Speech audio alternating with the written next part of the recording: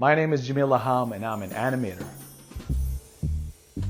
I first heard of Calipec through a colleague of mine. The first test I did was a head turn. Very simple character, and it was just doing a like a quick head turn. And it was love at first sight. My experience with 2D animation really stems from college. We as any animation school, we start with the basics, which is paper and pencil, flipping pages. The love of the craft really stayed with me. After graduating and going into feature animation, something just kept calling for that traditional animation, but the hurdle of buying paper and pencil and all that stuff was always a big deal to me. Comes all these software that we know of, just it made traditional animation a lot more accessible to people like me who were really lazy about the approach. The second issue was that you have to buy these fancy software, a little bit expensive, you have to be by the computer. Now it could be really anywhere. The magic could be the park, it could be the couch, it could be the bed. I feel like that's a very forgiving and encouraging nature of application. That's a real feeling that I have, is that when an idea strikes, you want to be able to jot it down really quickly. And the advent of the hardware and the software coming together is making it really accessible to do that. I feel like I have a modern twist in my art, which is like a very simplified line work. And I had this illustration of a jazz band playing. It just so happens that at the time, Calipeg did not have the audio feature yet. And so I had the music and I had the illustration. So I know those two things that are like very well defined.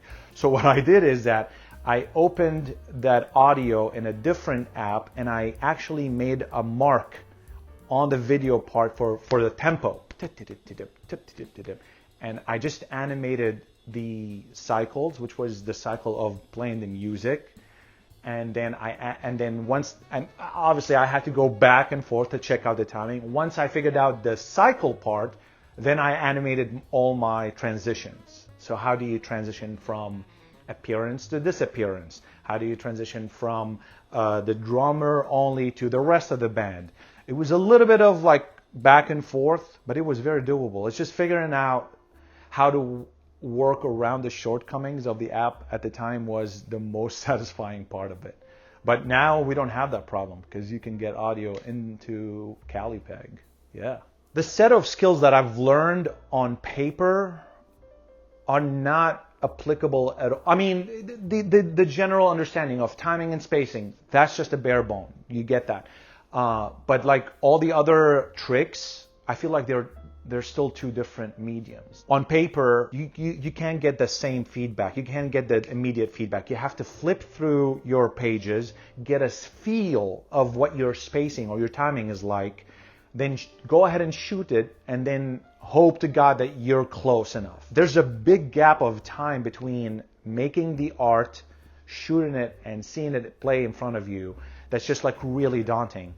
Meanwhile, with the digital work, this whole wait thing, anticipation, it's non-existent. You can see it immediately.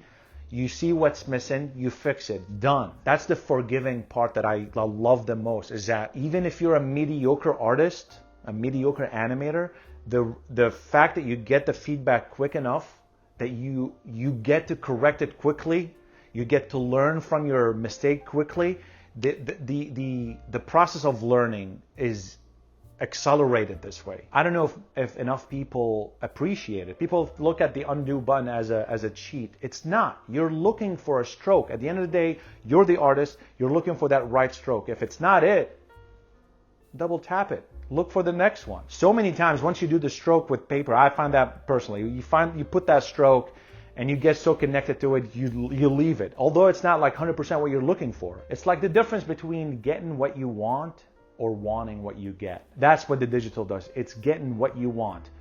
Undo, undo, there it is. My Instagram account is like, I kind of promised myself that one post would be a 2D animation of some sort. I don't know what it is. And the next post would be an illustration or a painting. An animation is just like just to keep myself busy, challenging myself. We work in the industry of creativity, but it's always serving somebody else's baby. Well, when am I going to make my own baby? And that to me is such a beautiful gift. You know, Callipeg and illustration and watercolor is that it's just they're keeping me always challenging myself, trying to come up with fresh ideas. Sometimes I have older projects, older illustrations that I want to bring to life. I literally have no idea what I'm doing with the illustration. I have no idea what the story is, but it's there. It's there, and I'm looking at it, and I'm trying, and you know, something will come up at some point. This is how it starts at first, like very rough lines, just to get the timing, and then I just copy and paste and clean up my animation.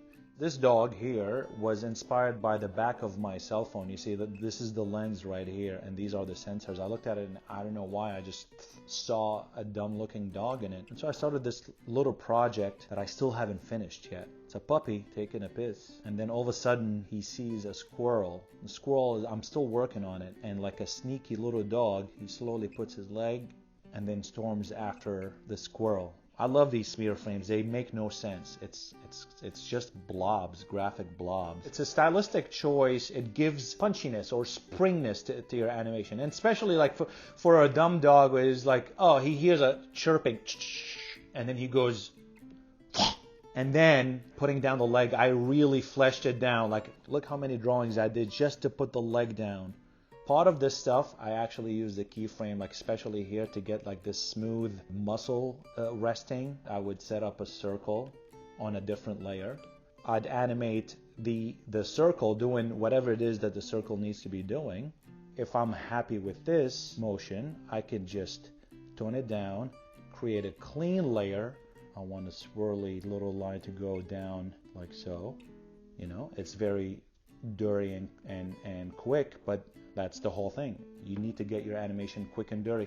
If you want to explore different ideas, like we now know that this idea sucks, because if we play it, like, oh, it's way too flashy, so maybe I need to time it out on twos. Let's see how that feels.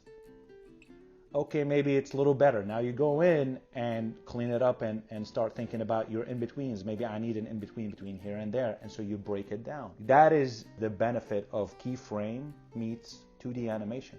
And then if you want to add some more fun to it, there you go.